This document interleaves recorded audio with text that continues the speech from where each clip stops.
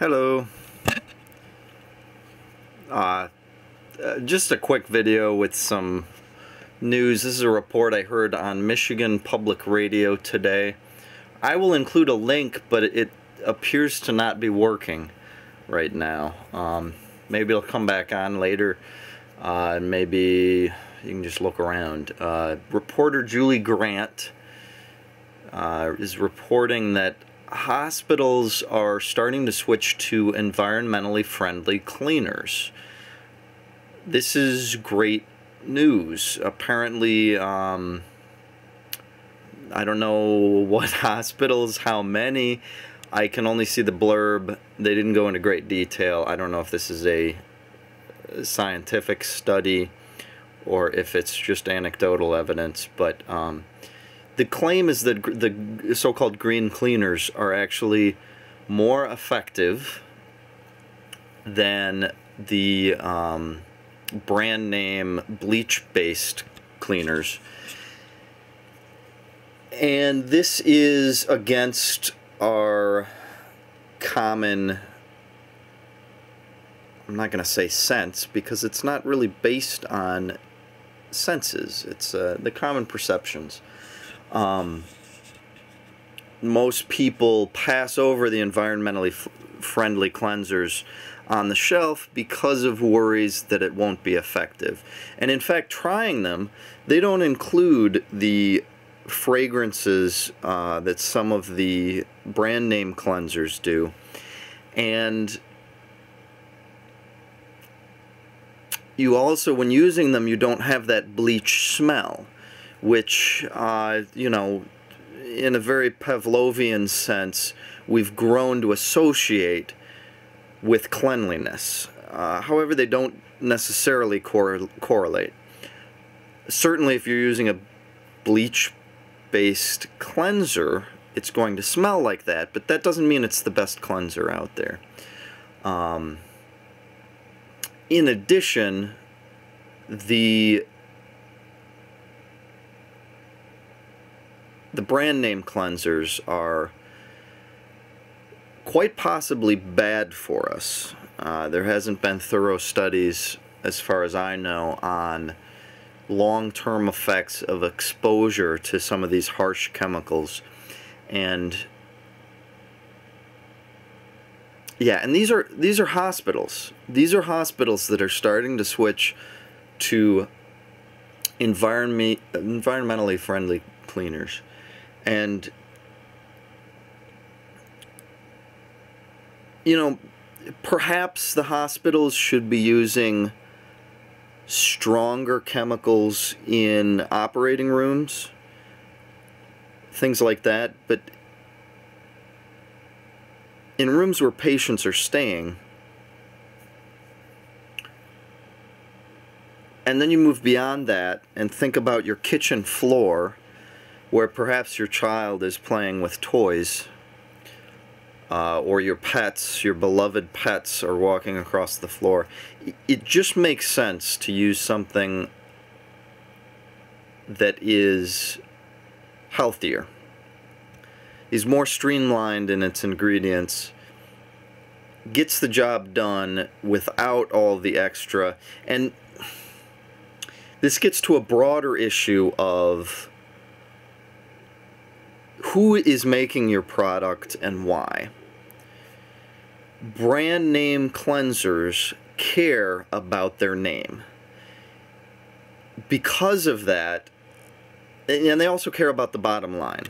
Their primary interest is not the long-term health of their customers. It's not, you know, the environment itself. They care about profit and maintaining market share.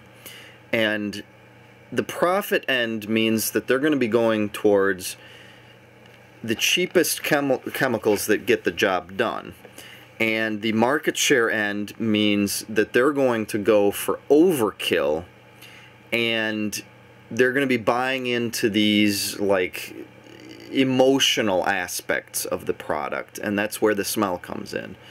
People like smelling that, you know, we now associate bleach with cleanliness, when really smell relies on particles coming through the air. And so when you're smelling bleach, you're consuming bleach. You're taking bits of bleach into your system, into your lungs. That's not a good thing. And yeah, so we should get the word out quick. This was on Michigan radio. I thought it was on NPR, but now that I look, it was just the local state public radio. And again, I don't know the science behind it. Do some research if you want, but we really need to get past this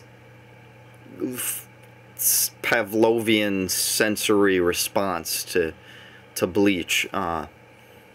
And probably some more studies need to be done. But until that point, the environmental stuff is sometimes cheaper in these cases. And, you know, we're so obsessed with antibacterial. And it's not good. This is a little bit of a tangent, but if we are constantly trying to sanitize our own body and what comes into it, what happens is those few occasions where someone does sneeze on us or we do come into contact with something toxic, our body's not prepared to deal with it. Now, I'm not saying go out and lick some fence posts or roll around on the floor in your local gas station's bathroom, but certainly moderation is a healthy thing. And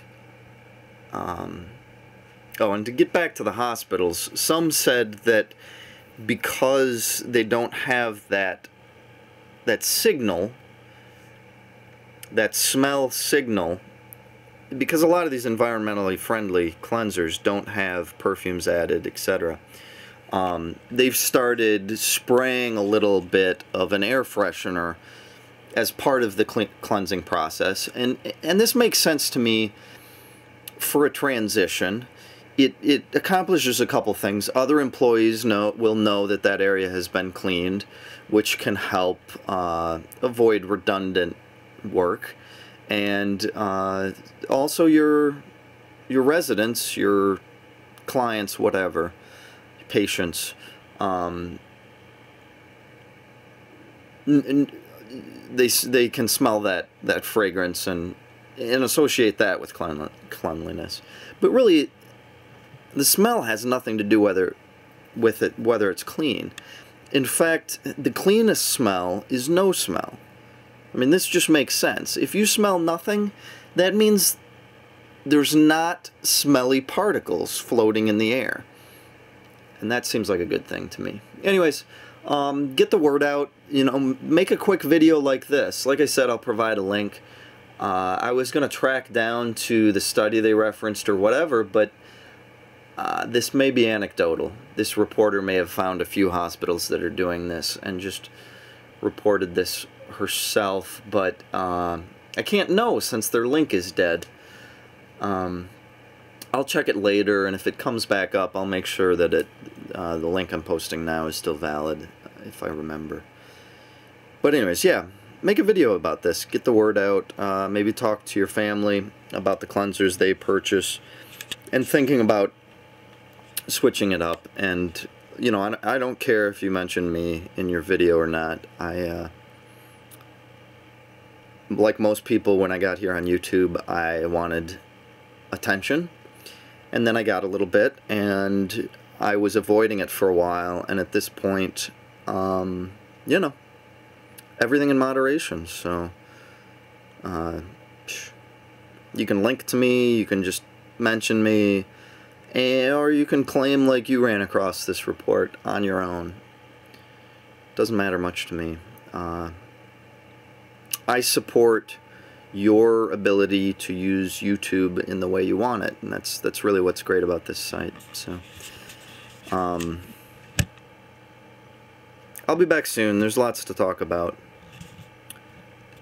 Gaza, economic collapse, new helmsman for America. Adios. Where's the button? There we go.